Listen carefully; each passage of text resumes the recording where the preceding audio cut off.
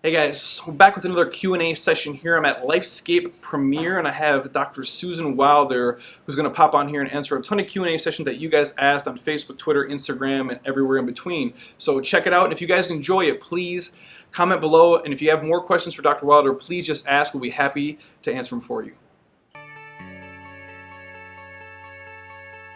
First of all, menopause is not a disease, and it doesn't require medication. Interestingly, places in the world where people eat mostly plants and seafood, they don't experience menopausal symptoms like we do. So first and foremost, I'd say visit a physician who looks at a functional medicine root causes of the symptoms of menopause. And once you get to the roots, often the symptoms resolve themselves and you don't need extra supplements.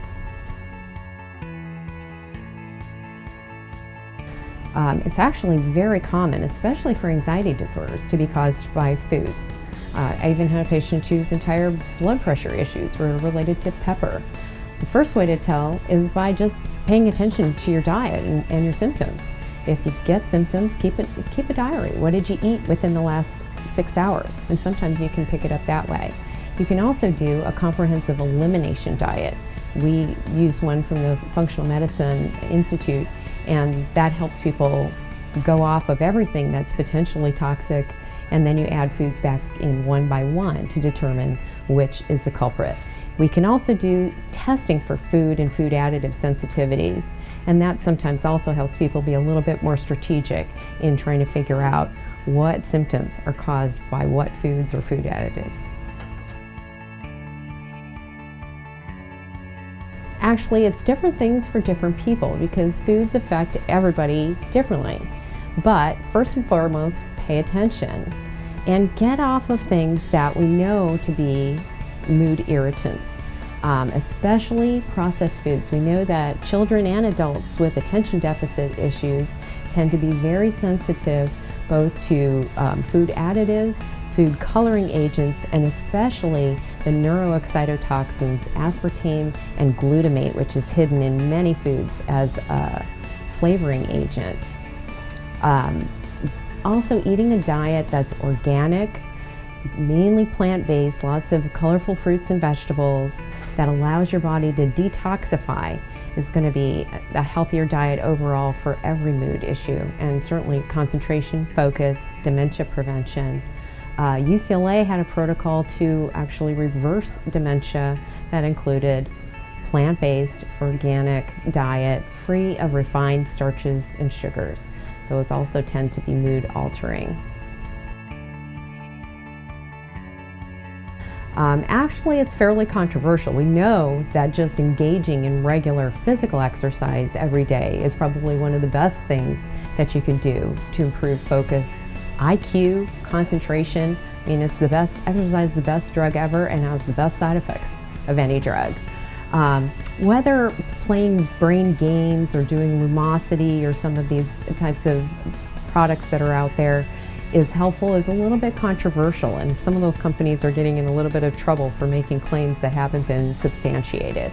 But learning new things as a general rule, even using a different hand to brush your teeth or brush your hair, does activate different pathways in the brain and helps improve brain function.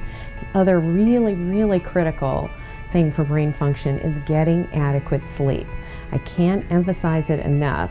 The average American is carving at least an hour or two off of normal healthy sleep. Sleep is when your brain detoxifies. Sleep is when you encode memory.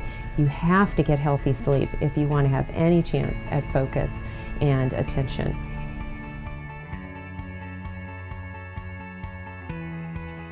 The best diet to improve inflammation and immune function for patients with cystic fibrosis is one that keeps mucus thin and moving freely and keeps your immune system working optimally. Because the biggest risk for people with these disorders are lung infections and then pancreatic problems, digestive problems.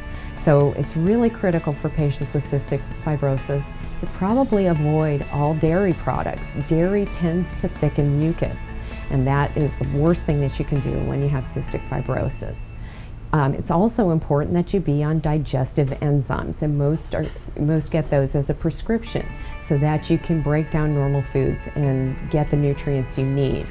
I'd also emphasize eating plant-based, organic fruits and vegetables, lots of bone broths, lots of fermented foods.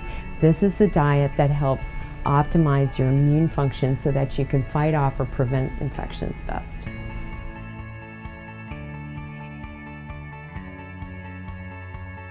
Of all the dependencies that you could have, exercise is probably the safest one.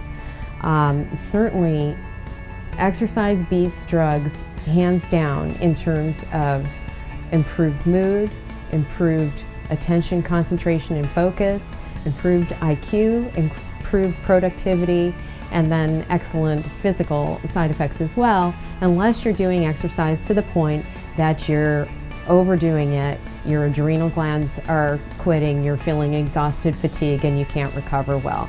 That's when you know maybe it's time to reel it in a little bit, and also pay attention to restorative exercise, things like yoga, Tai Chi, where the emphasis is on breathing, relaxation, and restoring your body. If you're taking anything that isn't necessary, that is one too many. The vast majority of people are thrown on one prescription after another, and nobody ever does the work of determining whether it's really okay to take a person off a medication. And sometimes it's dangerous to do so. It should never be done without a physician supervising. But deprescribing is what I call it, is a really critical part of, to me, transformative healthcare. If we do our jobs right, we should be taking problems off your problem list, taking medications off your medication list, taking supplements off your supplement list, and overall your health should be improving.